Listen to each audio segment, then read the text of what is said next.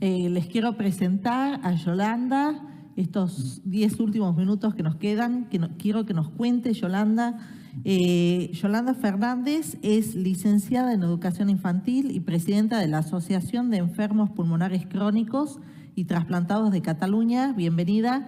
Nos va a contar un poquito cómo es vivir desde el punto de vista del paciente, cómo es vivir con una enfermedad pulmonar intersticial. Gracias, Yolanda, por estar con nosotros. Bueno, primero de todo, muchísimas gracias por invitarme y poder estar aquí con vosotros y compartir tanto mi experiencia como enferma pulmonar intersticial y llevar los enfermos pulmonares crónicos intersticiales. Entonces, a nivel personal, ¿vale? Hay que tener en cuenta lo que habéis dicho vosotros, una atención una atención precoz de cara a la enfermedad. Y, evidentemente, os explicaré muy brevemente mi experiencia para que podáis entender cómo un paciente con un mal diagnóstico puede acabar en un trasplante, como fue mi caso. Y entonces mi enfermedad era una neumonitis por hipersensibilidad con un factor externo de las palomas. Mi enfermedad era genética, en el cual mi madre era la misma enfermedad, neumonitis por hipersensibilidad, con un factor externo que ya eran las humedades y hongos de las paredes. A nivel genético, aunque es cuando realmente la neumonitis llega a un punto que genéticamente pues, se desarrolla, y en mi caso se desarrolló porque siempre había estado toda la vida constipada, que no podía hacer actividades, no podía hacer nada, y evidentemente al cabo de una bronquitis muy grave de hace unos 15 años, allí empieza a desarrollarse mi enfermedad genética, en el cual a nivel pulmonar vas perdiendo a nivel capacidad pulmonar, y en el cual vamos a la atención primaria, al médico de familia, y el médico de familia te deriva al neumólogo, el neumólogo de todas las enfermedades pulmonares, que hay muchísimas.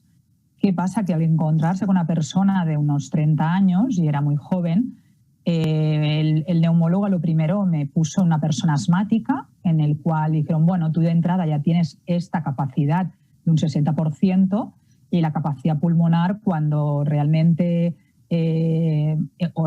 podamos hacer una investigación y todo, veremos si esto sigue así, pero tampoco se preocuparon porque al ser joven ya me pusieron una asmática y aquí se ha acabado la cosa.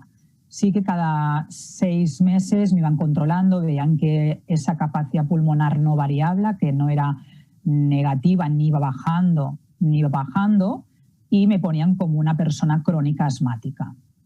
Me dieron el tratamiento para asmática y todo lo que conlleva, y evidentemente pues yo no notaba ninguna mejoría. Van pasando los años, tuvieron que pasar 6 años, que es cuando hay una bajada muy importante de capacidad pulmonar de un 60 a un 50%, y evidentemente el neumólogo me comentó que evidentemente esto era una enfermedad que no era asma, porque un asma no da una bajada de oxígeno de un 10% menos, y entonces ya cogieron y evidentemente ya cogieron y dijeron, bueno, pues vamos a enviarte a una especialista de enfermedades intersticiales y de enfermedades más concretas de una neumonitis por hipersensibilidad, que es un factor externo que puede ser, pero no sabemos cuál.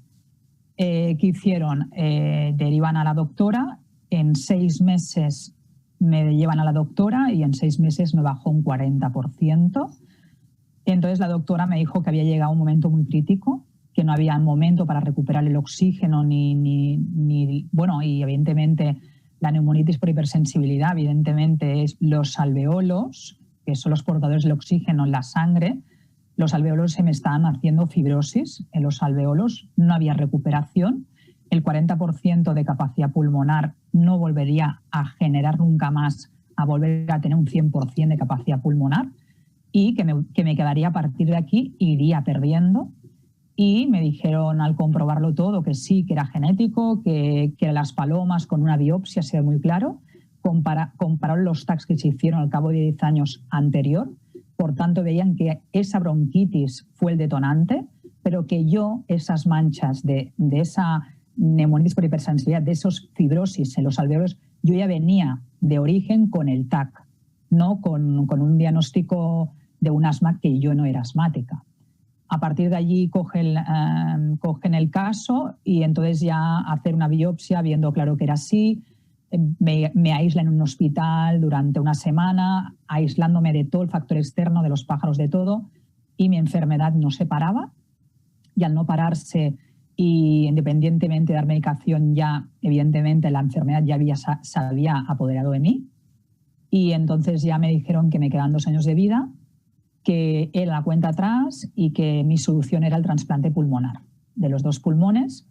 Y fue así mi intervención, en el sentido de que es así, ¿no? O sea, que si hubiera habido un pronóstico precoz, un pronóstico bien diagnosticado, evidentemente me hubiera salvado, no hubiera acabado, puede ser que hubiera acabado en el trasplante, pero un diagnóstico precoz en la atención primaria de los enfermos pulmonares es muy importante. Antes de etiquetarnos en una enfermedad pulmonar, hacer las pruebas máximo posibles. Si se tiene que hacer un TAC, se hace, independientemente de que la persona sea joven o sea mayor. Lo que pasa que cuando eres muy joven no piensan ni se les ocurre por la cabeza que tengas una enfermedad minoritaria, neumonitis por sensibilidad genética, que estés deteriorando y que realmente vas perdiendo cada vez más hasta que ya vas al trasplante, ¿no? Este es el tema a desarrollar con vosotros, que yo doy el consejo que la atención primaria, antes de diagnosticar a una enfermedad, independientemente de la edad del paciente, hay que hacer las pruebas oportunas, porque esto en todos los sitios nos cubre, y que realmente hagamos un diagnóstico como tenga que ser, que no un mal diagnóstico, porque entonces la cosa no funciona y acabas pues en un trasplante. Aparte de eso, me quedan 3 minutos, yo con mis pacientes pulmonares de intersticiales, que tengo de todo, de FPI, de EPI, de POC, sarcoidosis, bueno, todo lo que me decís los tengo yo.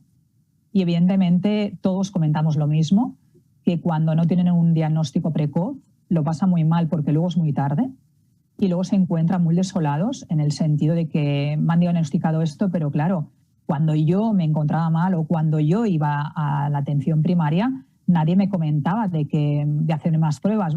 Quiero decir que a veces es más vale anticiparnos a no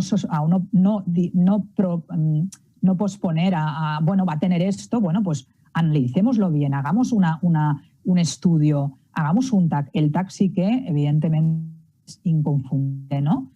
Y aparte, sí, enfermos pulmonares delante del diagnóstico de enfermedad, es importante que estemos todos unidos, sea el médico, la familia, las asociaciones de pacientes, realmente en el momento de estar todos unidos, que evidentemente parar al enfermo y ayudar al enfermo en unas cualidades importantes, que es prepararlos psicológicamente, emocionalmente, y tanto ellos como la familia para preparar al enfermo un golpe fuerte de vida, porque evidentemente de golpe y por trabajar una vida normal, golpe, tu vida para toda la vida, evidentemente la enfermedad pulmonar, artificiales, acabamos que vamos, depende cuál de, ¿no?